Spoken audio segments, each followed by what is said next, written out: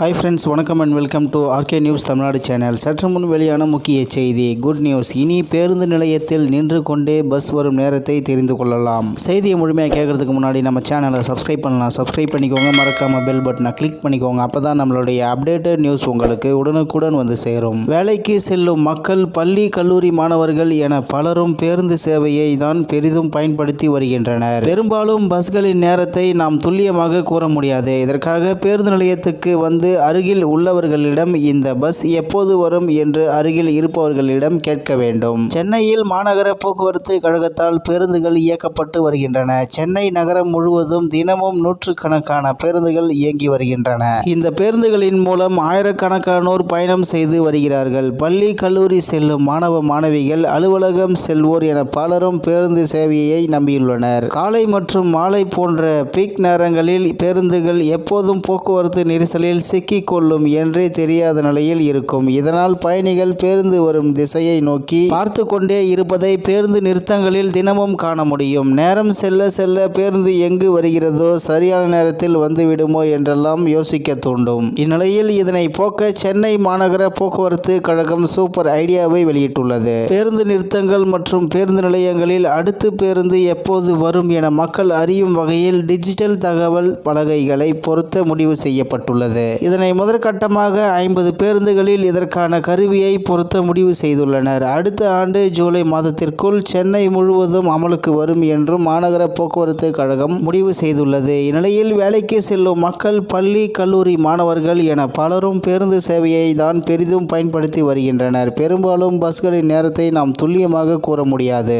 மேலும் பேருந்து நிறுத்தங்கள் மற்றும் பேருந்து நிலையங்களில் அடுத்த பேருந்து எப்போது வரும் என மக்கள் அறியும் வகையில் டிஜிட்டல் தகவல் பலகைகளை பொருத்த முடிவு செய்யப்பட்டுள்ளது. இதனை முதற்கட்டமாக 50 பேருந்துகளில் இதற்கான கருவியை பொருத்த முடிவு செய்துள்ளனர். அடுத்த ஆண்டு ஜூலை மாதத்திற்குள் சென்னை முழுவதும் அமலுக்கு வரும் என்றும் மாநகர போக்குவரத்து கழகம் முடிவு செய்துள்ளது என்பது குறிப்பிடத்தக்கது. மேலும் இது போன்ற செய்திகளை உடனுக்குடன் தெரிந்து கொள்ள ஆர்கே நியூஸ் தமிழ்நாடு சேனலுடன் இணைந்திருங்கள். நன்றி, வணக்கம்.